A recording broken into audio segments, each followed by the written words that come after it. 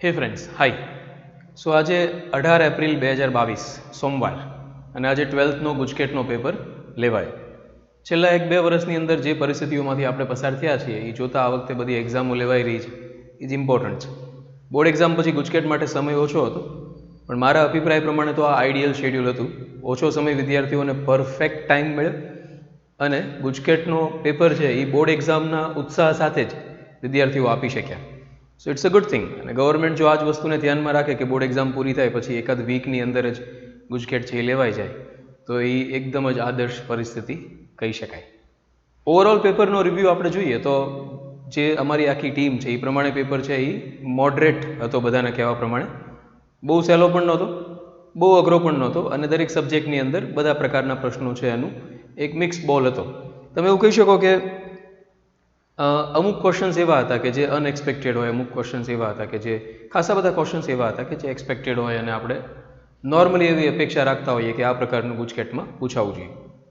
Physics પૂરતી જો વાત કરીએ તો ફિઝિક્સનો પેપર એક વાક્યમાં મારે જો કહેવું હોય તો it was a little lengthy than the last year. Last year કરતાં થોડો સહેજ મને એવું લાગ્યું કે સહેજ વધારે કેલ્ક્યુલેટિવ હતો. બાકી paper proportion wise straight forward હતો. 1-2 ક્વેશ્ચનને બાદ કરો તો, જે હું વચ્ચે તમને કહેતો પણ જવાનો છું. અને આ લેવલે જ્યારે આખા સ્ટેટ લેવલનો પેપર નીકળતો હોય તો એમાં અમુક પ્રકારની એરર્સ ન થાય એવી આપણે અપેક્ષાઓ રાખતા હોઈએ છીએ, પણ હર વખતે આપણને અમુક નાની મોટી બાબતો જોવા મળતી હોય છે. લાસ્ટ યરના પેપરમાં એવી કોઈ બાબત નહોતી, પણ અત્યારે ખાસ 1-2 વસ્તુઓ તરફ હું ધ્યાન દોરવા માગું છું કે જે વસ્તુઓ છે ને જે પેપર સેટર્સ છે એમનું પણ એ બાબતમાં મારે ખાસ ધ્યાન દોરવું છે. જ્યારે આપણે લોકો નેશનલ લેવલની એક્ઝામ માટે પ્રિપરેશન વિદ્યાર્થીઓને કરાવી રહ્યા હોઈએ ત્યારે આવા પોઈન્ટ્સ છે એ આપણે ધ્યાનમાં રહેવા જોઈએ કે જ્યારે ક્વેશ્ચન્સ કાઢીએ ત્યારે. બાકી ઓવરઓલ ક્રિટિસિઝમ કોઈ નથી. પેપર છે એ એકદમ જ મોડરેટ અને સરસ પેપર હતું. વિદ્યાર્થીઓને થોટ પ્રોવોકિંગ પેપર કહી શકાય એ પ્રકારનો હતો. આપણે એક પછી એક ક્વેશ્ચન્સ છે એને જોવાના શરૂ કરીએ. રેડી? સો પેપર જે મેં સિલેક્ટ કર્યો છે સોલ્વ કરવા માટે એનું માધ્યમ છે એ ગુજરાતી છે. ક્વેશ્ચન્સ મારા ગુજરાતીમાં રહેશે. જરૂર લાગે ત્યાં હું વચ્ચે વચ્ચે ઇંગ્લિશ ટર્મિનોલોજી નાખતો જઈશ, એટલે કદાચ કોઈ ઇંગ્લિશ મીડિયમનો સ્ટુડન્ટ જોઈ રહ્યો હોય તો પણ એને સોલ્યુશન સમજવામાં કોઈ મુશ્કેલી ન પડે. સો આપણે ઝડપથી સોલ્યુશન ઉપરથી પાસ થઈશું. ચલો, so I'm starting question number 1. 30 centimetre length છે, 25 સેન્ટીમીટર સ્ક્વેરનો એરિયા છે અને 500 નંબર ઓફ ટન્સ આપેલા છે. સો એલ આપી છે આપણને, એ આપ્યો છે આપણને, એન આપ્યો છે અને જેના સેન્ટ્રલમાં હવા હોય, એર હોય એટલે μ0 લઈ શકાશે એવું સોલેનોઇડ છે આપણી પાસે.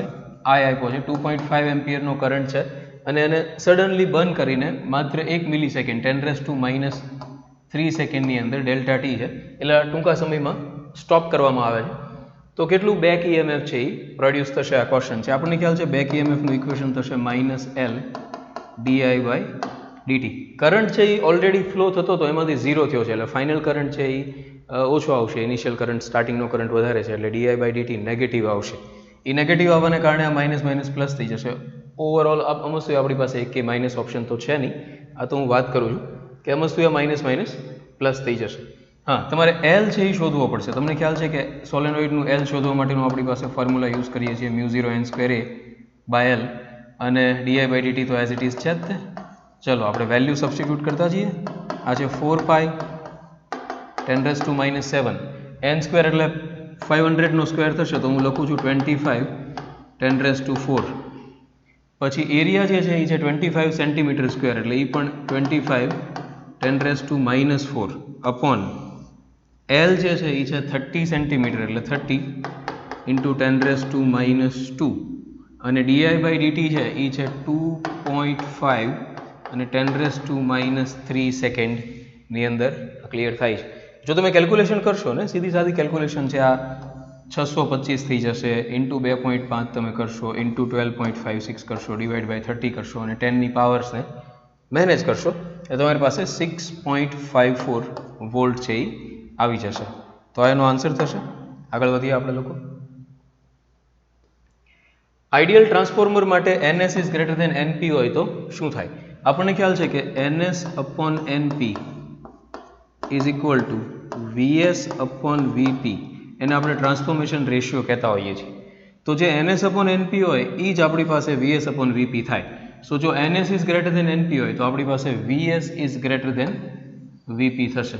કરેક્ટ? એટલે આમાં બહુ કોઈ લોજિક નથી. ખાલી કરંટ આપ્યો હોત તો તમને થોડું કદાચ ડિફિકલ્ટ થઈ જાય. તો એ IP/VS IS થાય, બાકી તો સેમ રેશિયો જ રહેવાનો છે. એટલે સેકન્ડરી કોઇલના વોલ્ટેજ છે એ પ્રાઇમરી કોઇલ કરતાં ઓબ્વિયસલી વધારે થશે, એમાં કોઈ જાદુ નથી. 16 મિલી હેનરીનું ઇન્ડક્ટર છે અને 10 માઇક્રોફેરાડનું કેપેસિટર છે, અને કેટલી ફ્રીક્વન્સીથી LC ઓસિલેટર સર્કિટ છે એ ઓસિલેટ કરશે. સો ઓમેગા આપણી પાસે સીધું ઇક્વેશન જ છે, યાદ કરો, √1/√LC. તો તમારી પાસે આ 16 જે છે એ મિલી હેનરીમાં છે, 10⁻³ અને 10 માઇક્રોફેરાડ છે અને 10⁻⁵ આપણે લખી શકીએ. રેડી? સો આનું સ્ક્વેર રૂટ કાઢશો તો આવી જશે 1/4 અને 10⁻⁸ થઈ જશે 10⁻⁴. સો 0.25/10⁻⁴ ઉપર આવશે તો 10⁻+4 થઈ જશે, એટલે 2500 રેડિયન પર સેકન્ડ. સો આ આપણી પાસે 2500 જે ઓપ્શન છે એ કરેક્ટ ઓપ્શન બનશે. આગળ વધીએ. 220 વોલ્ટનો સપ્લાય છે અને 200 વોટનું રેટિંગ છે. રેઝિસ્ટન્સ કેટલો થાય? લાઈક સ્ટ્રેટ ફોરવર્ડ આપણે ફોર્મ્યુલા લખી કાઢીએ, V²/V. V² છે એ 220 નો સ્ક્વેર થશે, 48400, અને P આપણને ઓલરેડી 200 વોલ્ટ આપેલો છે અને કેન્સલ આઉટ કરશું તો આ 242 ઓહમ છે એ આપણી પાસે સ્ટ્રેટ ફોરવર્ડ આવી જશે. એમાં કોઈ જાદુ નથી, ઇઝીલી થઈ જશે. મતલબ આ બધા લેવલ 1 ક્વેશ્ચન્સ છે કે જેમાં માત્ર ફોર્મ્યુલા ક્લિયર થતું હોય. એક રેડિયો 6 મેગાહર્ટ્ઝથી 12 મેગાહર્ટ્ઝની વચ્ચે ટ્યુન થાય છે, તો આપણને પૂછ્યું છે કે એની વેવલેન્થનો કયો ગેપ આવશે. તો નોર્મલી તો શું છે, તમે કોઈ એક વેવલેન્થ કાઢી લેશો તો તમને આઈડિયા આવી જશે. ધારો કે λ C/F થાય, સો C છે 3 × 10⁸, ઓબ્વિયસલી F આપણે લઈ લઈએ 6 × 10⁶ મેગા છે, તો આ થઈ જશે 0.5 × 10⁻², એટલે કે એક તો 50 આવશે. તો 50 વાળો તમારી પાસે એક જ ઓપ્શન છે, બીજો કોઈ ઓપ્શન તમારી પાસે છે નહીં. એટલે આઈ ડોન્ટ થિંક કે તમારે કેલ્ક્યુલેટ કરવા માટે જવાની જરૂર છે, બીજું આ ક્લિયર થઈ જશે. આગળ વધી જઈએ આપણે. એક ચાર્જ છે વિદ્યુતભાર, એના સમતોલન સ્થાનની આસપાસ 10⁹ હર્ટ્ઝની ફ્રીક્વન્સીથી ઓસિલેટ થાય છે. તો એમાંથી જે ઇલેક્ટ્રોમેગ્નેટિક વેવ્સ પ્રોડ્યુસ થશે એની ફ્રીક્વન્સી કેટલી હશે?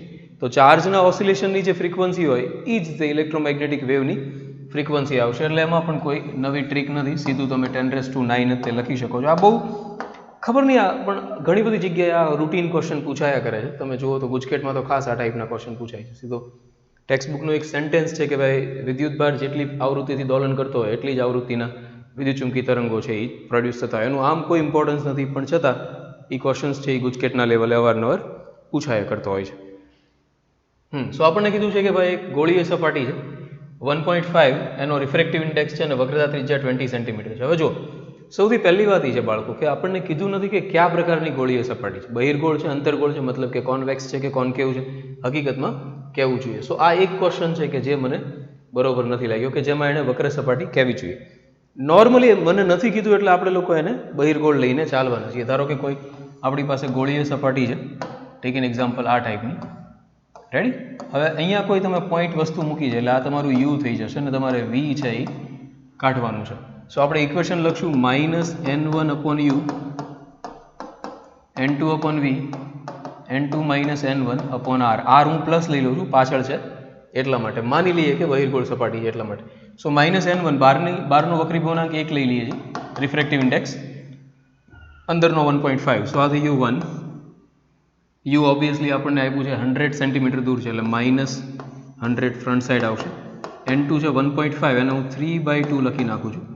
v આપણે કાઢવાનું છે, n2 - n1 છે એટલે 1.5 - 1 એટલે 0.5, એટલે હું લખું છું 1/2. અને r આપણને ઓલરેડી આપી છે 20 સેન્ટીમીટર, હું પ્લસ લઉં છું, આ રીતે લખી કાઢું છું. અને સામે લઈ જઈએ એટલે એ પ્લસ થઈ જશે, પ્લસ છે માઇનસ થઈ જશે. તો આ આપણી પાસે આવશે 3/2v, આ થઈ ગયું 1/40 -1/100, તો આ થઈ જશે 3/2v. તમે અહીંયા આગળ 200 ને લસા લઈ લેશો LCM, તો આ થઈ જશે 5 - 2/200. સો v ઇક્વલ્સ ટુ ઉલટું કરી નાખશો એટલે 2v/3 રાખીએ 2 મિનિટ માટે, તો આ થઈ જશે 200/3. ઓકે, સો 3 કેન્સલ થઈ જશે અને v ઇક્વલ્સ ટુ આપણી પાસે આવશે 100 સેન્ટીમીટર. આપણને ઇમેજ પાછળ મળશે એટલે પ્લસ આવશે, તો 100 સેન્ટીમીટરનો આપણી પાસે ઓપ્શન છે. સો આ એક ક્વેશ્ચનમાં હું ઓફિશિયલી તો એવું માનું છું કે આ ગ્રેસ કરવો જોઈએ, કારણ કે જ્યારે આપણને આપ્યું જ ન હોય તો બે આન્સર થઈ શકે, ઓર બે આન્સર્સ છે એ સાચા રાખવા જોઈએ, અંતર્ગોળ માટેના અને બહિર્ગોળ માટેના, તો ચાલે. બાકી જ્યારે કીધું ન હોય કે ગોળીય સપાટી કયા પ્રકારની છે તો એ થોડું ઇરિટેટિંગ તો થઈ જાય. 1.55 વક્રી પૂર્ણાંકનો લેન્સ તમારે બનાવવો છે અને બે સરફેસીસની રેડિયસ ઓફ કર્વેચર વક્રતા ત્રિજ્યા તમારે સેમ રાખવી છે. બહિર્ગોળ બનાવવો છે કોન્વેક્સ. 20 સેન્ટીમીટરની ફોકલ લેન્થ કેન્દ્ર લંબાઈ મેળવવા માટે જરૂરી રેડિયસ ઓફ કર્વેચર કેટલી રાખવી જોઈએ? એટલે આમ તો લોજિક તમને ખ્યાલ જ છે ને, 1/f is equal two n2 minus n1 over n1 અને 1/r1 માઇનસ 1/r2 ઓર 1/r2 માઇનસ 1/r1. સો આ બહિર્ગોળ છે એટલે આ પ્લસ આવશે 1/20 અને રિફ્રેક્ટિવ ઇન્ડેક્સ આપણને 1.55 આપ્યો છે, બહારનો આપણે 1 લઈ લઈએ એટલે આ આવશે 0.55, નીચે 1 આવશે. બે રેડિયસ ઓફ કર્વેચર સેમ છે પણ એક પ્લસ હોય તો બીજી માઇનસ હોય એટલે આ પ્લસ થઈ જશે અને આ આવશે 2 ઓવર r. આર આપણને આપી છે નહીં પણ કેન્દ્ર આ ફાઇન્ડ કરવાની છે આર. ઓકે, સમજી ગયું. તો આ આવશે 1.1, આર સામે જાય અને 20 એની યારે મલ્ટીપ્લાય થાય એટલે 22, 1.1 ઇન્ટુ 20 એટલે 22 સેન્ટીમીટરની રેડિયસ ઓફ કર્વેચર આવશે. ખાલી તમે કરતા બનાવશો ને ત્યાંય તમારો પ્રશ્ન છે એ સોલ્વ થઈ જશે. 30 સેન્ટીમીટર ફોકલ લેન્થનો એક કોન્વેક્સ લેન્સ છે, 10 સેન્ટીમીટરના અંતર્ગોળ કોન્કેવ લેન્સની સાથે એને કોન્ટેક્ટમાં રાખેલો છે. ટોટલ ફોકલ લેન્થ કેટલી થાય? ઇક્વેશન આપણે શું યુઝ કરશું? કોન્ટેક્ટમાં રાખેલા બે લેન્સની resultant focal length 1/f1 1/f2. 1/f is equal to પહેલો કોન્વેક્સ છે બહિર્ગોળ 1/30, બીજો અંતર્ગોળ છે માઇનસ આવશે કોન્કેવ છે એટલે 1/10 થઈ જશે. આવડે ને આવું? સો આ થઈ ગઈ 1/f ઇઝ ઇક્વલ ટુ, તમે LCM 30 લઈ લેશો લસા એટલે આવી જશે 1 - 3/30. સો f ઇઝ ઇક્વલ ટુ 30 આવશે અને નીચે આવશે -2. સો f ઇઝ ઇક્વલ ટુ કેટલા આવી જશે? -15 આવશે. રેડી? નેક્સ્ટ આગળ વધીએ આપણે લોકો. અધ્રુવીભૂત પ્રકાશ, અનપોલરાઇઝ લાઇટ જે છે એને એક પ્લેન ગ્લાસની સરફેસ ઉપર ઇન્સિડેન્ટ કરીએ આપણે લોકો. માનો કે એક ગ્લાસ સરફેસ છે એના ઉપર ઇન્સિડેન્ટ કરીએ અને જે રિફ્લેક્ટિંગ રે છે અને રિફ્રેક્ટિંગ રે છે એ બે એકબીજાને પરપેન્ડિક્યુલર છે, તો ઇન્સિડન્ટ એંગલ આપાત કોણ કેટલો થશે? હવે જો આ બીજો એવો ક્વેશ્ચન છે જે બકવાસ છે, નો ડાઉટ ટેક્સ્ટબુકમાં સેન્ટેન્સ આપેલું હોય કે કોઈ વસ્તુ જેનો મતલબ તમારે કંઈ ગોખવાનું થોડું છે, સો આ બીજો તકલીફવાળો પ્રશ્ન છે. કાચની સરફેસ છે નો ડાઉટ, પણ તમારે આપવું જોઈએ કે ભાઈ કાચનો રિફ્રેક્ટિવ ઇન્ડેક્સ કેટલો છે.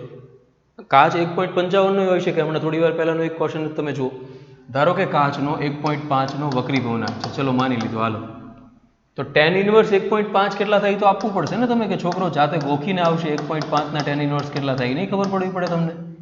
તો આવા ટાઈપના ક્વેશ્ચન પૂછાય ને ત્યારે આપણને થોડી તકલીફો છે એ ઊભી થાય કે કોઈ, હું માનું છું કે લગભગ 99% છોકરાઓને તો ખ્યાલ જ હશે કે તમે 56 લખશો અથવા 57 લખશો. જો એક્ઝેક્ટ તમે જોવા માટે જશો તો tan ઇન્વર્સ 1.5 છે એ 56 ડિગ્રી અને 18 મિનિટ આવશે, વિચ ઇઝ કોલ્ડ 56.3. તો 56.3 એ તમે 56 રાખશો, અમુક જગ્યાએ 57 લખેલું છે, આઈડિયલી જોવા જાવ તો 56 આવે. એટલે હું પર્સનલી એવું માનું છું કે આ 56.18 છે એટલે 56 સાચો રાખવો જોઈએ. અમુક આન્સર કીમાં અમે 57 પણ જોયું છે કારણ કે ટેક્સ્ટ બુકોમાં બધી જગ્યાએ અમુક આપેલું હોય છે, વિચ ઇઝ નોટ પરફેક્ટ નથી. સો આ બે વસ્તુઓ છે ધ્યાનમાં રાખવી જોઈએ. Whether you need to give the grace, કારણ કે તમે નથી રિફ્રેક્ટિવ ઇન્ડેક્સ આપ્યો અથવા નથી ટેન્જન્ટની વેલ્યુ આપી, ઓર તમારે લોકોએ કમસે કમ બે આન્સર સાચા રાખવા જોઈએ, 56 અથવા 57. બરાબર? જો આ પ્રોપર છે ક્લિયર નહીં થાય તો આને ક્લેમ કરવામાં આવશે જ્યારે ગુજકેટની આન્સર કી રિલીઝ થશે ત્યારે. તો તમને ખ્યાલ છે કે આ ધ્રુવીભૂત પ્રકાશનો સ્ટ્રેટ ફોરવર્ડ આઈડિયા છે કે જ્યારે તમે લાઇટ પરાવર્તિત અને વક્રીભૂત કિરણ એકબીજાને લંબ હોય, રિફ્લેક્ટિંગ ને રિફ્રેક્ટિંગ, ત્યારે બૂસ્ટર્સ લો, આપણે બ્રુસ્ટર્સ લો લખીએ છીએ જે છે tan θ is equal to refractive index n. Normally આપણે લખતા હોઈએ છીએ n2/n1, પણ એક તો હવા છે એમ માની લઈએ આપણે, તો n2 થઈ જશે અને તમે tan θ ઇઝ ઇક્વલ ટુ અહીંયા આગળ 1.5 લખશો તો થીટાની વેલ્યુ કેટલી આવશે? તો tan ઇન્વર્સ 1.5 તમારે જોવા જવું પડે, જે તમે ગોખેલું હોય તો 56 કે 57 તમે ક્લિયર કરી શકો છો. સો ઇન્ટરેસ્ટિંગ. બે સ્લિટ વચ્ચેનું ડિસ્ટન્સ છે એ 3 mm છે, સ્મોલ ડી આપેલો છે તમને, 2 મીટર પડદો દૂર છે, કેપિટલ ડી આપેલો છે, 600 નેનોમીટરની વેવલેન્થ છે, તમને લેમડા આપેલો છે, બ્લુ ગ્રીન લાઇટ વાપરવામાં આવે છે. તો ફ્રિન્જીસ વચ્ચેનું ડિસ્ટન્સ કેટલું આવશે? ફ્રિન્જીસ વચ્ચેનું ડિસ્ટન્સ આવશે લેમડા ડી અપોન ડી. સો લેમડા છે 6 × 10⁻⁷, ડી છે 2 મીટર અપોન નીચે છે 3 × 10⁻³ 3 આ થઈ જશે 4 વાળો આપણી પાસે એક જ ઓપ્શન છે એટલે 0.4 mm આવશે. રેડી? તો આ straight forward formula base question છે. અડચણની પહોળાઈ 5 mm હોય. મને એમ છે આ ક્વેશ્ચન એટલી બધી વખત બધી જગ્યાએ બોર્ડ એક્ઝામમાં જુઓ, હરેક જગ્યાએ વેવ ઓપ્ટિક્સમાંથી બીજો કોઈ ક્વેશ્ચન ન મળતો હોય ને એવી સિચ્યુએશન છે. રે ઓપ્ટિક્સ ક્યાં સુધી વાપરી શકાય? સો d²/λ જેને આપણે ફ્રેનલ ડિસ્ટન્સ કહીએ છીએ, તો d² આપણી પાસે છે 5 mm, 25 × 10⁻⁶ અને 500 નેનોમીટર એટલે 5 × 10⁻⁷. ચલો, સો આ થઈ ગયું 5 અને એક ઉપર આવશે એટલે 50 મીટર સુધી તમે રે ઓપ્ટિક્સ છે એ યુઝ કરી શકો. વેવ ઓપ્ટિક્સમાંથી પૂછવા માટે ક્યાં ઓછી વસ્તુઓ છે યાર. 6.4 × 10⁶ મીટર પર સેકન્ડની સ્પીડથી જતો ઇલેક્ટ્રોન છે એની સાથે ડી બ્રોગલી વેવલેન્થ કેટલી કનેક્ટ થયેલી હોય? સો ડી બ્રોગલી વેવલેન્થ એટલે શું થઈ જશે? h/mv. સો આ થઈ ગયું 6.625, 6.63 લેવાનું છે. ઓકે, ટુ 10⁻34 અપોન m છે 9.11 10⁻34, v આપ્યું છે 6.4 10⁶. આઈ થિંક કેલ્ક્યુલેશન કરીએ છીએ તો કદાચ આ આવે છે, છતાં એક વખત નજીક નાખજો. 0.114 આવે છે મારા આઈડિયા પ્રમાણે. કારણ કે હું કેવી રીતે વિચારીશ કે આ તો લગભગ કટ થઈ જશે, બહુ જાજો એમાં ફરક નહીં પડે ને. 1/9 એટલે 0.01 જેવું આવશે. સો એ પોઈન્ટ ઓફ વ્યૂથી જોવા માટે જશો તો એ ક્લિયર થઈ જશે. એક ઇલેક્ટ્રોન આલ્ફા પાર્ટિકલ અને એક પ્રોટોનની કાઇનેટિક એનર્જી સેમ છે, તો કોની ડી બ્રોગલી વેવલેન્થ સૌથી ઓછી છે? તમને ખ્યાલ છે ડી બ્રોગલી વેવલેન્થનું આપણે એક ઇક્વેશન લખીએ છીએ h/√2mk. સો કાઇનેટિક એનર્જી સેમ છે, બાકી તો બધું કોન્સ્ટન્ટ છે, તો લેમ્ડા ચલે છે પ્રોપોર્શનલ ટુ 1/m. તો જેનું માસ સૌથી વધારે હોય એનો લેમ્ડા સૌથી ઓછો હોય. તો આપણી પાસે ઇલેક્ટ્રોન આલ્ફા અને પ્રોટોન છે, એમાં માસ આલ્ફાનું સૌથી વધારે છે, તો એની વેવલેન્થ છે એ સૌથી ઓછી આવશે. એટલે આલ્ફા જે છે એ એનો આન્સર આવશે. આગળ વધીએ. એક એટમની અંદર 5.4 ઇલેક્ટ્રોન વોલ્ટ ના બે ઉર્જા સ્તરો એનર્જી સ્ટેટ છે, તો એમાંથી નીચે આવે સંક્રાંતિ કરીને ટ્રાન્ઝિશન કરે તો વેવલેન્થ ફ્રીક્વન્સી કેટલી આવે? તો ઓબ્વિયસલી તમે ઇક્વેશન લગાવવાના છો E = hf. હવે તમને આ E આપી દીધો છે 5.4 eV છે, એટલે આપણે જૂલમાં એને કાઢી લઈએ 10⁻⁹. આ તો તમને આવડે જ છે 6.625 10⁻34 અને f તમારે કાઢવાનો છે. તો લગભગ તો આ બે સેમ થઈ જવા જોઈએ. આઈ ડોન્ટ નો, પણ ચેક કરવું પડે. તો આ થઈ જશે લગભગ સેમ, એટલે આને હું 1 પોઈન્ટ સમથિંગ માનું છું.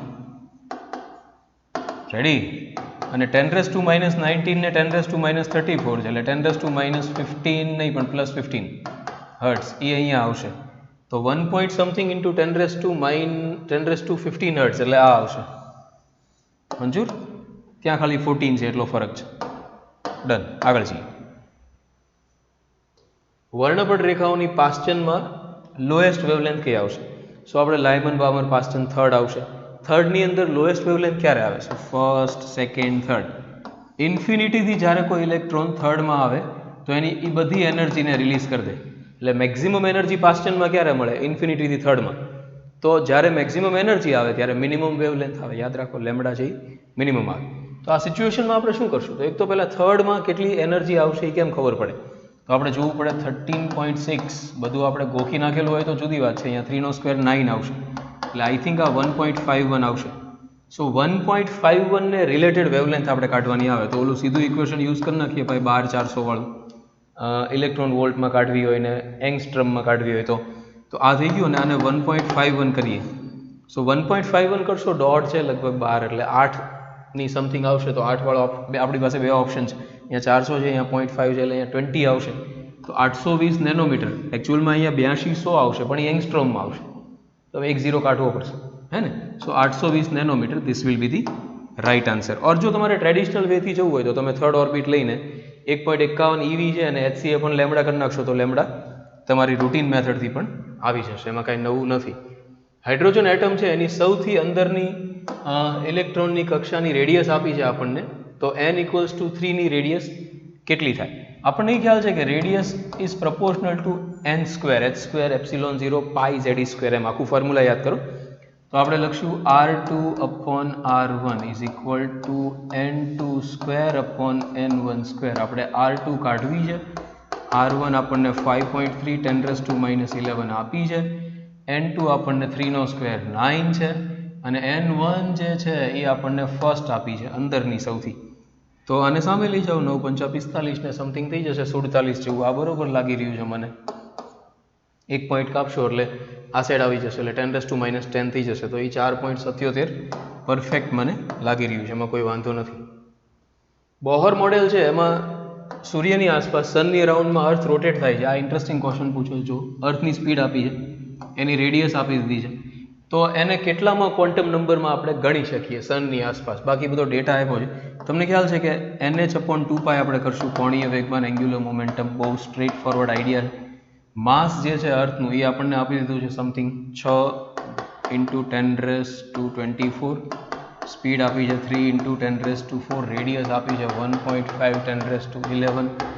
એકદમ શરમ વગરની વસ્તુઓ છે. કેલ્ક્યુલેટર આપણી પાસે છે તો પૂરેપૂરો એનો લાભ લીધો છે આ લોકોએ. 2π એટલે 2 × 3.14. ચલો સિમ્પ્લિફાઈ કરતા જઈએ આપણે. આ થઈ જશે 6 તેરી 18, દોઢ 27 થશે. 27 અને આને શું કરશું? આ 3.14 ને 6.25 આને કેન્સલ કરી નાખીએ, આની જરૂર નથી આપણે. તો લગભગ આ 27 જેવું છે. તો આપણી પાસે 27ની નજીકમાં એક ઓપ્શન છે, આ રહ્યો. સો 2.6 × 10⁻74 આવવો જોઈએ n ને, જો તમે કરતા બનાવશો તો. રેડી? 10 ની પાવરને તમે બેલેન્સ કરી લેજો તમારી રીતે. આગળ વધીએ. ચલો, નીચેના આપણને એટમિક માસ આપેલા છે અને બાકી એક યુરેનિયમનું ન્યુક્લિયસ છે ભાઈ 92238. એમાંથી એણે આલ્ફા પાર્ટિકલ રિલીઝ કર્યો છે. આલ્ફા પાર્ટિકલ કોણ હોય? હિલિયમનું ન્યુક્લિયસ હોય ને. તો વચ્ચે શું આપણી પાસે? થોરિયમ વચ્ચે. તમને ખ્યાલ છે, 2 ગયા એટલે 90 234. શું એને કીધું કે ભાઈ આ પ્રોસેસમાં કેટલી એનર્જી રિલીઝ થશે, એટલે ક્યુ વેલ્યુ આપણે કેટલી થાય એ ફાઇન્ડ કરવાની છે. બધાને એટમિક માસ આપેલા છે. તમે જુઓ, યુરેનિયમનું આપ્યું છે, આલ્ફા પાર્ટિકલનું આપ્યું છે, પછી થોરિયમનું આપ્યું છે. તો આપણે કરવું શું પડે કે જે યુરેનિયમનું માસ હોય એમાંથી આ જે બે માસ છે એને આપણે કાઢવા પડે, બાદ કરવા પડે, સબટ્રેક્ટ કરવા પડે. રેડી? તો પહેલાં તો આપણે સબટ્રેક્શન કરશું ને, આમાંથી આ બેના સબટ્રેક્શન કરશું એટલે સમથિંગ 0.004 અરાઉન્ડ કંઈક આવે છે. એન્ડ ધેન તમે એને એક એટમિક માસ યુનિટ સાથે મલ્ટીપ્લાય કરો એનર્જીમાં કન્વર્ટ કરવા માટે 93.5માં. તો મારા આઈડિયા પ્રમાણે તો આ 425 જેવું આવે છે. તમે માસ પહેલાં તો ડિફરન્સ કાઢી નાખો આનો, એન્ડ ધેન એને કન્વર્ટ કરો. તો હું ખાલી એક વખત જોઈ લઉં કે લગભગ તો મેં કેલ્ક્યુલેટ કર્યું હતું ત્યારે, હા બસ એ જ આવે, 4.25 આવે છે. સો આખી કેલ્ક્યુલેશન તમે પૂરી કરજો જાતે, બાકી એમાં કંઈ છે નહીં. કેલ્ક્યુલેટર લઈને આ બે એમાંથી બાદ કરજો અને એને જે વધે એને ગુણ્યા એને મલ્ટીપ્લાઇડ બાય 931.5 કરશો એટલે સોલ્વ થઈ જશે. રેડી? સો એકદમ કેલ્ક્યુલેટર બેઝ પ્રોબ્લેમ છે. એક રેડિયો એક્ટિવ એલિમેન્ટનો અર્ધાયુ હાફ લાઈફ ટી છે. તો એની એક્ટિવિટી છે એ મૂળ કરતાં 6.250% થાય એના માટે કેટલો ટાઈમ લાગે? એટલે આપણે તો આવી રીતે જ ગણીએ ને. પહેલામાં 50% થાય, દેન 25% થાય, દેન 12.25% થાય, 12.5% થાય સોરી, એન્ડ ધેન ફોર્થે થઈ જાય 6.25. 6.25 ત્યારે થાય કે જ્યારે 4 વખત 4 ટાઈમ હાફ લાઈફ થાય. તો એક હાફ લાઈફ ટી આપ્યો છે તો 4 ટાઈમ થશે એટલે થઈ જશે. સ્ટ્રોન્શિયમ 9038 એનું તમને હાફ લાઈફ છે એ 28 યર આપ્યું છે. આ સમસ્થાનિકના 38 ગ્રામનો વિભંજન દર છે. રેટ ઓફ ડીકે કેટલો થાય એ આપણે ફાઇન્ડ કરવાનું છે. તમને ખ્યાલ છે રેટ ઓફ ડીકે જે છે dN/dt is equal two -λn થાય. નંબર ઓફ ન્યુક્લિયસ આપણે કાઢવા પડે. હવે આ 38 ગ્રામમાં કેટલા ન્યુક્લિયસ હોય એ કેમ ખબર પડે? તો આપણને સ્ટ્રોન્શિયમ ખબર છે કે જો 90 ગ્રામ લેશું આપણે, 90 ગ્રામ, તો એની અંદરના ન્યુક્લિયસ છે 6.22 ઓર 6 જ રાખીએ ને, એ લોકોએ 6.0 રાખ્યું, 6.023 ઓકે, ઇન્ટુ 10⁻23. તો 38 ગ્રામમાં કેટલા થાય? તો પહેલાં તો આ ન્યુક્લિયસ મળવા જોઈએ આપણને. રેડી? તો ન્યુક્લિયસ થશે 38 ગુણ્યા 6.023 ઇન્ટુ 10⁻23 અપોન 90. આટલા ન્યુક્લિયસ થયા. અને લેમ્બડા એટલે શું થઈ જશે? 0.693 અપોન T1/2. T1/2 28 વર્ષ આપ્યો છે એટલે 28 365 24 ગુણ્યા 3600 આ વર્ષ થાય. મતલબ હેરાન જ કરવા છે, એને નક્કી કર્યું છે કે કેલ્ક્યુલેટરનો પૂરેપૂરો યુઝ આપણી પાસે કરાવડાવવો છે. તો નો પ્રોબ્લેમ, ભલે એ લોકો કરાવતા. રેડી? સો તમે કેલ્ક્યુલેટ કરો એટલે આ આવે છે 2.7 ગુણ્યા 10⁻14 બેકવેરલ. રેડી? પર સેકન્ડ તમારે કાઢવું પડશે, એટલા માટે તમારે યરને સેકન્ડમાં કન્વર્ટ કરવું પડશે. તો થોડો કેલ્ક્યુલેટિવ પ્રોબ્લેમ છે, થોડું વિચારોમાં ટાઈમ તમારો જાય એ ટાઈપનો આઈડિયા છે. બાકી આમ કાંઈ એવું નવીનમાં છે નહીં, તમે ઇઝીલી એને કરી શકવા જોઈએ. ડાયાગ્રામમાં આપેલો ગેટ છે એ કયો ગેટ છે? સો આ બહુ સિમ્પલ છે, તમને ખ્યાલ છે 0 0 નોટ ગેટ છે એટલે 1 1 અને નોર છે નોર ઓર હોય તો શું થાય 1 1 1 આપે તો નોર છે એ શું આપશે 0 આપશે. તમારું ટ્રુથ ટેબલ બનાવતા જાઓ તમે 0 0 0 એન્ડ ધેન તમે અહીંયા આગળ મૂકશો 0 1 તો અહીંયા થઈ જશે 1 0 એટલે આ થઈ ગયું 0 1. તમને ખ્યાલ છે કે 1 0 માં ઓર ગેટ છે એ 1 આપે તો નોર ગેટ શું આપશે 0 આપશે. સિમિલરલી તમે ત્યાં મૂકશો 1 0 તો પણ 0 આપશે અને જો તમે અહીંયા મૂકશો 1 1 તો અહીંયા થઈ જશે 0 0 0 0 માં ઓર છે એ 0 આપે તો નોર શું આપે 1 આપે એટલે આ થઈ જાય 1 1 1. આ કોનું ટ્રુથ ટેબલ છે એન્ડ ગેટ, કરેક્ટ. તો આપણને મળશે એન્ડ ગેટ. આગળ વધીએ. જ્યારે પીએન જંકશનનો ફોરવર્ડ બાયસ આપવામાં આવે તો શું થાય તો આપણને ખ્યાલ છે કે ડેપ્લેશન બેરિયર છે એ ઘટે, ડેપ્લેશન સ્તરની પહોળાઈ પણ ઘટે. સો પોટેન્શિયલ બેરિયર જે છે ડેપ્લેશન બેરિયર એની ઊંચાઈ છે એ ઘટે છે. રેડી, આગળ વધીએ. સપોઝ શુદ્ધ સિલિકોન છે એની અંદર તમારા એટમ જે છે પરમાણુઓ એ 5 × 10⁻28 એટમ પર મીટર ક્યુબ છે અને 1 ppm ની આપણે એની અંદર ઇમ્પ્યોરિટી આર્સેનિકને એડ કરીએ છીએ. આર્સેનિક છે એ પેન્ટાવેલેન્ટ છે, તમને ખ્યાલ છે, એટલે એન ટાઈપના સેમિકન્ડક્ટર બનાવવા માટે આપણે એનો યુઝ કરીએ છીએ. અને એનઆઈ તમને આપી દીધો છે તો તમે ઇલેક્ટ્રોન હોલની સંખ્યા ગણવાની આપી દીધો. નોર્મલ ફોર્મ્યુલા છે NE/NH = NI² આપણે યુઝ કરશું. એનઆઈ તમને ઓલરેડી અહીંયા 1.5 આપ્યો છે એટલે 2.25 × 10⁻16 છે એટલે એ થઈ જશે 28. મંજૂર, કારણ કે એનો સ્ક્વેર કરો 32 થઈ જશે, સોરી 16 નો સ્ક્વેર 28, ખૂબ સરસ 32 થશે. એન્ડ ધેન આપણે શું કરીએ છીએ 1 ppm એડ કરીએ છીએ. તો હરેક 10⁻6 એટમ જ્યારે સિલિકોનના હોય તો આપણે એક આર્સેનિક એડ કરીએ છીએ. તો આપણી પાસે ટોટલ 1 મીટર ક્યુબમાં છે 10⁻28 તો કેટલા એડ થશે આ 5 × 10⁻22 જેટલા એડ થશે. સો માનો કે આપણે લોકો એ ઇલેક્ટ્રોન વધશે, તમને ખ્યાલ આવે છે ને. સો આ થઈ ગયું 5 × 10⁻22 કારણ કે પેન્ટાવેલેન્ટ છે એટલે ઇલેક્ટ્રોન વધ્યા. સો NH કેટલો આવશે તો આને નીચે લઈ જવો પડશે તમારે એટલે NH જે આવશે એ થઈ જશે 2.25 × 10⁻32 upon 5 × 10⁻22. તો આ જે આવશે એ થઈ જશે 2.25 છે એટલે તમે જુઓ ને સમથિંગ 4 પોઈન્ટ આવશે કારણ કે 5 ચોકુ 20 થશે એટલે 4.5 × 10⁻9. So this must be the answer. આગળ વધીએ. વિદ્યુત ફ્લક્સનું પારિમાણિક સૂત્ર કયું આવશે તો ફ્લક્સ એટલે આપણને ખ્યાલ છે કે ઇલેક્ટ્રિક ફિલ્ડ ઇન્ટુ એરિયા. તો ઇલેક્ટ્રિક ફિલ્ડને તમે શું કહેશો ન્યૂટન પર કુલમ એટલે એમ્પિયર સેકન્ડ અને એરિયા છે એ થઈ જશે મીટર સ્ક્વેર. ન્યૂટન મતલબ m1 L1 T-2 metre square એટલે L2, એમ્પિયર 1 સેકન્ડ છે એટલે T1. આ T1 ઉપર જશે એટલે T-3, આ L3 અને A-1. ચલો જોવાનું શરૂ કરો. m1 L3 T-3 A-1, correct. ચલો આગળ વધીએ. 4 × 10⁻9. હવે જો આ બીજો એક બકવાસ ક્વેશ્ચન આવ્યો અને આ ભૂલો એ લોકો સતત લગભગ હરેક પેપરમાં કર્યા કરે છે. ડાયપોલ મોમેન્ટ આપી છે, આખા ગામને ખબર છે કે dipole moment coulomb into metre થાય એટલે C કેપિટલ આવે M સ્મોલ આવે. પણ હવે આ સેન્ટીમીટર બરોબર છે, બાકી છોકરો ક્યારેક ભૂલ કરી બેઠે ને એમાં આપણો વાંક જ છે આ સેન્ટીમીટર કુલમ ઇન્ટુ મીટર. આવી માઇનર મિસ્ટેકના પણ હું તો માનું છું કે માર્ક અપાવવા જોઈએ. રીઝન એ છે કે આ કન્ફ્યુઝિંગ જ છે, કોઈને કોઈ તો ભૂલ કરે છે. આપણે સમજતા હોય તો ન કરીએ. હવે સ્ટુડન્ટ સ્ટ્રેસમાં આવે તરત જ સો આપણને કીધું છે 60 ડિગ્રીના એંગલ છે તો કેટલું ટોર્ક થશે. સો ટોર્ક ઇક્વલ્સ ટુ આપણે ફોર્મ્યુલા કેવી યુઝ કરશું PE sin θ. P આપી છે 4 × 10⁻9, E આપી છે 5 × 10⁻4, sin 60 થઈ જશે √3/2. સો આ 5 ચોકુ 20 ને 2 સાથે કેન્સલ કરશો તો 10, 10 ની 5 પાવર અને અહીંયા -4 એટલે 1.73 × 10⁻⁴ શું શોધવાનું કીધું છે આપણને ટોર્ક એટલે ન્યૂટન મીટર. સો 1.73 × 10⁻⁴. હવે જો બે ઓપ્શન છે 1.73 × 10⁻⁴ આઈ છે અને આઈ છે. તો લોજિકલી જો સાચો રૂલ કરીએ તો પહેલો જે આપ્યો એ સાચો રાખવો પડે. એટલે આ પેપરમાં તો આ 17.3 × 10⁻5 રાખો તો ખોટો ન પડે. પણ વાસ્તવમાં બે આન્સર છે એ સાચા આપવા જોઈએ કારણ કે આ કન્ફ્યુઝિંગ થઈ જાય. રૂલ પ્રમાણે તમે કરી શકો કે જે ભાઈ જે પહેલો છે એ સાચો રાખો તો પણ ચાલે, પણ બે સાચા છે. એક અનંત લંબાઈનો રેખીય વિદ્યુત તાર 2 સેન્ટીમીટર અંતરે આટલું ઇલેક્ટ્રિક ફિલ્ડ પ્રોડ્યુસ કરે છે, 3 સેન્ટીમીટર ડિસ્ટન્સે કેટલું પ્રોડ્યુસ કરે.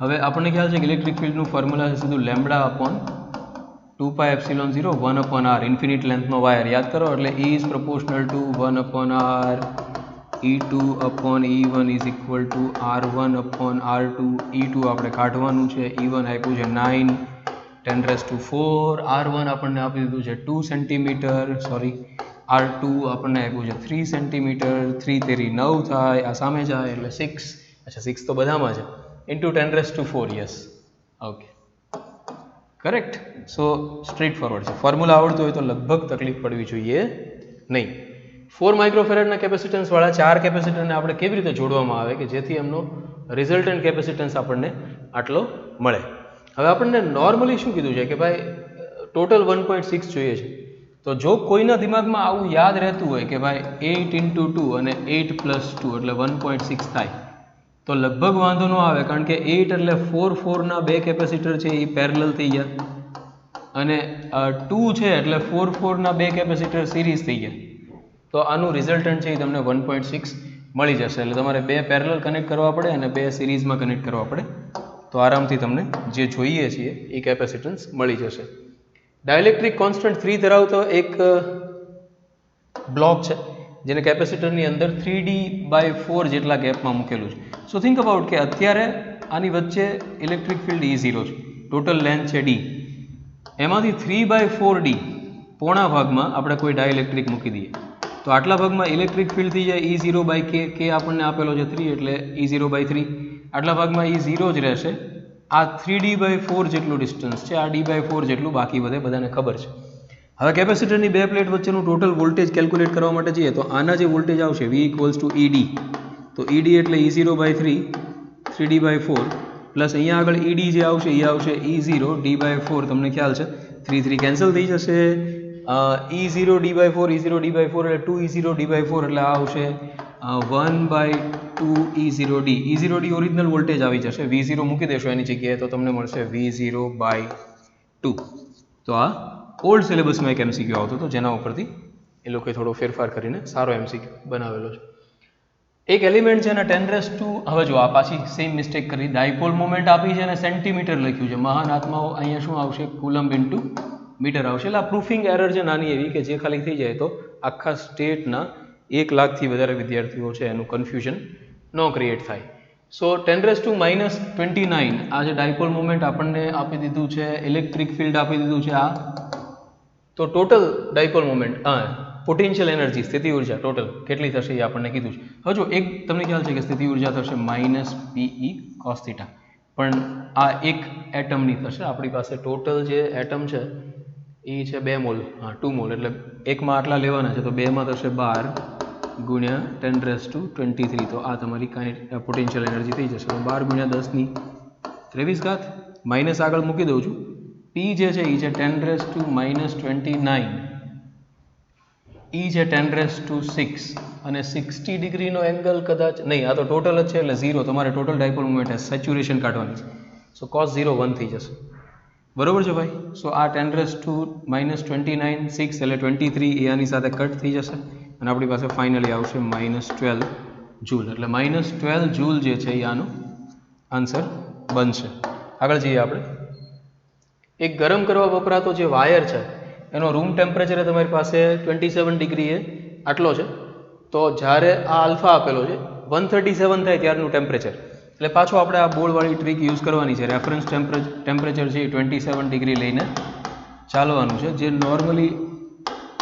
ના લઈ શકાય પણ ઇટ્સ ઓકે બોર્ડ ગુજકેટમાં તો આપણે ધમાલ કરીએ છીએ સો 137 તમને r θ આપ્યો છે r θ 0 આપ્યો છે 100 આ છે 1 આલ્ફા છે 1.35 10⁻⁻4 થીટા તમારે કાઢવાનો છે થીટા 0 તમને ઓલરેડી 27 આપ્યો છે સો નીચે લઈ જાઓ 1 ને આ સાઈડ લાવો અને નીચે લાવો 27 એડ કરો એટલે તમારી પાસે આ આવશે 2767 ડિગ્રી સેન્ટીગ્રેડ સ્ટ્રેટ ફોરવર્ડ સીધો આઈડિયા છે તમને આવડી જ જશે બે રેઝિસ્ટન્સથી તમને આપી દીધા છે R અને 2 અને પાવર વ્યય ડિસિપેટ થતો પાવર આપ્યો છે R કેટલો આવે એ તમારે કાઢવાનો છે આપણે સૌથી સ્ટાર્ટિંગ જે ક્વેશ્ચનથી લગભગ કાં તો વચ્ચે કોઈ ક્વેશ્ચન આવ્યો હતો V²/P વાળો સેમ આઈડિયા અહીંયા યુઝ કરીએ આપણને સો અહીંયા આગળ શું થઈ જશે પાવર જે આપણને આપ્યો છે ઉલટું થશે ને અહીંયા ઇક્વેશન છે એને ચેન્જ કરી નાખીએ છીએ આપણે P = થઈ જશે તો ઇક્વેશન આપણી પાસે થઈ જશે P is equal to V square by R. So P આપ્યો છે 150, વી સ્ક્વેર એટલે 15નો સ્ક્વેર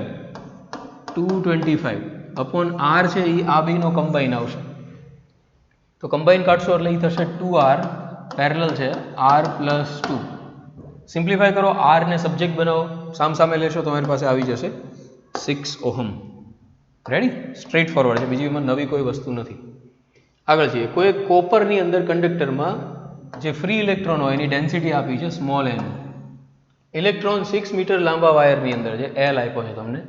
એક છેડેથી બીજા છેડે ડ્રિફ્ટ વેલોસિટીથી કેટલો ટાઈમ લાગશે, ક્રોસ સેક્શનલ એરિયા તમને આપી દીધો છે અને 1.5 જેટલો કરંટ છે. તમને ખ્યાલ છે કે વીડીનું ફોર્મ્યુલા છે I/NE, ડ્રિફ્ટ વેલોસિટી યાદ કરો.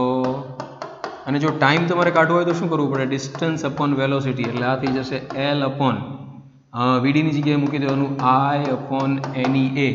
બધી વેલ્યુ તમે મૂકો. જો તમને લેન્થ આપી દીધી છે 6 મીટર, n આપી દીધો છે 1.5 10⁻28, e હોય 1.6 -19 અને આ 1 × 10⁻6 આપ્યો છે એટલે 10⁻6 આ આવશે. આ તમને આપી દીધો છે 1.5. બધી વસ્તુઓને તમારે કમ્બાઈન કરવાની છે. મને એક્ઝેક્ટ આઈડિયા નથી કે કેટલો આવશે, પણ લગભગ તમે એમ માનો ને થોડી વાર માટે આને સાઈડમાં મૂકી દઈએ 1.6 1.5 ને, તો આ 8 છક 48 ને 54 જેવું થશે. એટલે આ 5.4 × 10⁻4 સેકન્ડ આવવું જોઈએ. આગળ વધીએ, ચલો. 1 સેન્ટીમીટર રેડિયસ છે, 0.25 મીટર લંબાઈનો સોલેનોઇડ છે, 500 આંટા છે, 2.5 એમ્પિયરનો કરંટ પાસ થાય છે. એની અંદરના ભાગમાં કેટલું મેગ્નેટિક ફિલ્ડ આવશે, તો મતલબ આમાં આપણે શું, μ0 4π 10⁻⁻7 n નંબર ઓફ આંટા 500 I 2.5 એની અંદર અને લેન્થ કેટલી છે 0.25 મીટર, એટલે આને આમ જ લખી નાખીએ ને 25 × 10⁻². તો કેવા હો ગયા, અહીંયા આગળ આપણે મૂકી દઈએ 0.1, નીચે આવશે એકચ્યુઅલમાં, એટલે ત્યાં 0.1 મૂકી દઈએ. 10⁻² ઉપર આવે એટલે પ્લસ થઈ જાય. રેડી? સો પ્લસ થઈ જાય એટલે અહીંયાથી કાઢી નાખીએ ને અહીંયા -5 કરી નાખીએ. હજી આ બેને લઈ લઈએ અને -3 કરી નાખીએ. તો આ 12 50 60 ને ઓકે ઓર 5 ચોકુ 20 લઈ લઈએ ને એમ થઈ જાય ને. હા, 20 અને પાઈ છે, બરોબર છે. એટલે આ થઈ જશે, હા એમ જ કરાય કે 20 × પાઈ છે ઇન્ટુ 10⁻². 20 છે ને આ 0.1 છે એટલે 2 થઈ જશે. તો આ જ આવશે 6.28 × 10⁻³ પરફેક્ટ. રેડી? બાકી સિમ્પ્લિફિકેશન કરશો એટલે તમને આઈડિયા આવી જશે. આગળ વધીએ, ચલો. એકદમ સિમ્પલ ફોર્મ્યુલા બેઝ ક્વેશ્ચન છે, કાંઈ નવું નથી. શન્ટનો વાયર કેવો હોવો જોઈએ? તમને ખ્યાલ છે કે શન્ટ રેઝિસ્ટન્સ છે એ ખૂબ ઓછો હોય એમ સારો. ખૂબ ઓછો ક્યારે મળે આપણને? જ્યારે resistance is proportional to length, inversely proportional to area. Cross sectional area જેમ વધારે હોય એમ રેઝિસ્ટન્સ ઓછો મળે એટલે જાડો વાયર. એલ જેમ ઓછો હોય એમ રેઝિસ્ટન્સ ઓછો મળે તો ટૂંકો વાયર, એટલે કે નાનો હોવો જોઈએ અને જાડો હોવો જોઈએ. તો શન્ટ છે એ આવો રાખશો તો સારો પડશે, ડી આવશે એમાં. 2 સેન્ટીમીટર ડિસ્ટન્સે રહેલા બે લાંબા વાયર સમાંતર તાર છે, એ બીમાંથી કરંટ આપ્યો છે, ફોર્સ કેટલું લાગે આના ઉપર, મતલબ straight forward formula μ0 I1 I2L upon 2πy. μ0 કેટલા થશે 4π 10⁻⁻7 I1 10 I2 4, L જે છે એ 4 સેન્ટીમીટર છે, 4 × 10⁻² અપોન 2πy એટલે 2 સેન્ટીમીટરના ડિસ્ટન્સે છે, 2 × 10⁻². આ કટ થઈ જશે, આ 4π અહીંયા કટ થઈ જશે એટલે 1.6 આવશે અને ઇન્ટુ 10⁻5 આવશે આઈ થિંક. હા, કારણ કે આ 16 આ થશે અને આ થશે 10⁻6 એટલે 1.6 × 10⁻5 એ એનો આન્સર બનશે. એક સોલેનોઇડના ગર્ભમાં દ્રવ્યની મતલબ અંદરના ભાગમાં કોઈ એલિમેન્ટ આપેલું છે, આપણે સોલેનોઇડને કમ્પ્લીટલી અંદરથી ભરેલો છે, જેની રિલેટિવ પરમિએબિલિટી μr 400 આપી છે, એના આંટા અલગ કરેલા છે, એ તો નોર્મલી આપણે અલગ કરતા જોઈએ. 1 એમ્પિયરનો કરંટ પાસ થાય છે અને 1 મીટર દીઠ સ્મોલ n 1000 આંટા આપેલા છે. તો મેગ્નેટિક ફિલ્ડ કેટલું થશે? સેમ આઈડિયા ઉપર બીજો એક ક્વેશ્ચન આવ્યો બાળકો, અદ્ભુત કહેવાય ને. સેમ એક જ ટોપિક ઉપરથી બીજો ક્વેશ્ચન, ખાલી માઇનર ચેન્જ કર્યો છે. તો આ 400 થઈ જશે. μ0 એટલે શું થઈ ગયું 4π × 10⁻7 થઈ ગયા. n છે, n એ આપણને નંબર ઓફ ટર્ન ઓલરેડી 1000 આપેલા છે અને I જે આપણને આપ્યો છે એ આપી દીધો છે, કઈ જગ્યાએ આપ્યો છે હા 1 એમ્પિયર છે. ઓકે, પાઈને બધા આન્સરમાં પાઈ રાખેલો છે તો આપણે એને એમને રાખીએ. તો આ થઈ જશે 2 0, અહીંયાથી કેન્સલ કરી નાખીએ, અહીંયાથી 3 0 એટલે -2 આવશે. ડન. સો આપણી પાસે આવી ગયું 16 પાઈ ઇન્ટુ 10⁻² છે ઓપ્શન આપણી પાસે. 16 પાઈ ઇન્ટુ 10⁻². નો ચેન્જ. 38. એક નાના ગજિયા ચુંબકને એની અક્ષ પર 0.25 ટેસ્લાના મેગ્નેટિક ફિલ્ડની અંદર 30 ડિગ્રીના એંગલે રાખેલો છે. ટોર્ક આપ્યું છે. સો મેગ્નેટિક મોમેન્ટ કેટલી થાય તમને ખ્યાલ છે? mb sin theta is equal to torque. એમ કાઢવાનો છે, આ 0.25 છે, sin 30 એટલે 1/2 થાય, ટોર્ક થાય 4.5 ઇન્ટુ 10⁻². આ આપ્યું છે, આ થઈ જાય 9, ચોખ્ખું 36 થાય. બધા એના પ્રપોર્શનમાં જ આપેલા છે, તો 36 ઇન્ટુ 10⁻² થશે એટલે 0.36. યસ, છે આપણી પાસે ઓપ્શન. રેડી? આગળ છીએ, ચલો. પ્રેરિત ઈએમએફની દિશા એવી હોય છે, મતલબ એ ડાયરેક્શનમાં હોય છે કે જેને કારણે એ પ્રોડ્યુસ થતો હોય એને ઓપોઝ કરે. તો આ સ્ટેટમેન્ટને શું કહેવાય? અને લેન્ઝનો લો કહેવાય. તમને યાદ છે કે પ્રેરિત ઈએમએફ છે, ઇન્ડ્યુસ્ડ ઈએમએફ છે, એની ડાયરેક્શન લેન્ઝનો લો આપે છે. વચ્ચે અમુક હું જોતો હતો કે કોઈ આર્ગ્યુમેન્ટ કરતા હોય કે ભાઈ ફેરેડેનો લો છે એ મેગ્નિટ્યુડ આપે છે, ડાયરેક્શન આપે છે, વિચ ઇઝ એન્ટાયરલી રોંગ. ફેરેડેએ જ્યારે ઇન્વેન્ટ કર્યો હતો ત્યારે માત્ર એણે એના મેગ્નિટ્યુડ માટે જ, મૂલ્ય માટે જ ઇન્વેન્ટ કર્યો હતો, અને ત્યારબાદ લેન્સ છે એને ડાયરેક્શન આપી. પછી આપણે ફેરેડેના લોમાં -dϕ/dt લખીએ છીએ. It was introduce later on. So ફેરેડેનો રૂલ છે એ આપણને માત્ર મેગ્નિટ્યુડ આપે છે. લેન્સનો રૂલ છે એ આપણને ઈએમએફની ડાયરેક્શન આપે છે. તો અહીંયા આગળ લેન્સ આવશે, આપણને ખ્યાલ છે. ક્વેશ્ચન નંબર 40 જે છે એ છે પાસે રહેલા ગૂંચળાની જોડનું એક અન્યોન્ય પ્રેરકત્વ આપણને 1.5 આપ્યું છે. 0.5 સેકન્ડની અંદર કરંટનો ફેરફાર 0 થી 10 થાય છે. તો ફ્લક્સનો ફેરફાર કેટલો થાય? આપણને ખ્યાલ છે કે અન્યોન્ય પ્રેરકત્વ Δ∅2/I1 થશે. તો આ આપ્યું છે 1.5. ફ્લક્સનો ચેન્જ આપણે કાઢવાનો છે અને આઈનો ચેન્જ આપ્યો છે 10. અને સામે લઈ જાઓ એટલે ફ્લક્સનો ચેન્જ થઈ જશે 15 વેબર. તો આ ગુજકેટનો પેપર થયો ફ્રેન્ડ્સ. આઈ થિંક પેપરમાં એવી કોઈ વસ્તુ નથી કે જેને કારણે કોઈ કન્ફ્યુઝન ક્રિએટ થાય આપણા મનમાં. અમુક એક બે તમને મેં એમાં ટીચર્સ માટે પણ વધારે સજેશન છે. સ્ટુડન્ટને કાંઈ કહેવા કરતાં એક તો રિફ્રેક્ટિવ ઇન્ડેક્સ નો આપેલા હોય આપણે, અને નજીકના 56, 57, 58, 59 આવા ઓપ્શન આપણે આપીએ છીએ જ્યારે નોર્મલી આપણે જેઈ માટે કે નીટ માટે છોકરાઓને પ્રિપેર કરી રહ્યા હોય એવા સમય.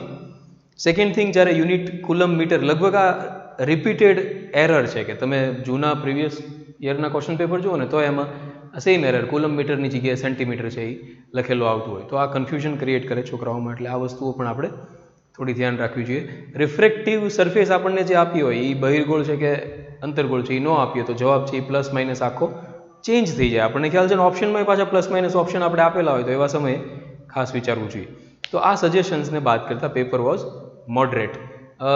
સ્ટુડન્ટના પોઈન્ટ ઓફ વ્યૂથી કહી શકાય કે થોડો લેન્થી પેપર હોય. હું પોતે સોલ્વ કરતો હતો મારે 30-40 મિનિટ જેવો સમય તો ગયો છે, કારણ કે અમુક એક બે ક્વેશ્ચન્સ એવા હતા કે જે આપણને ઇરિટેટ કરે એટલા માટે. બાકી ઓવરઓલ પેપર છે એ પ્રમાણમાં ઇઝી પેપર હતો.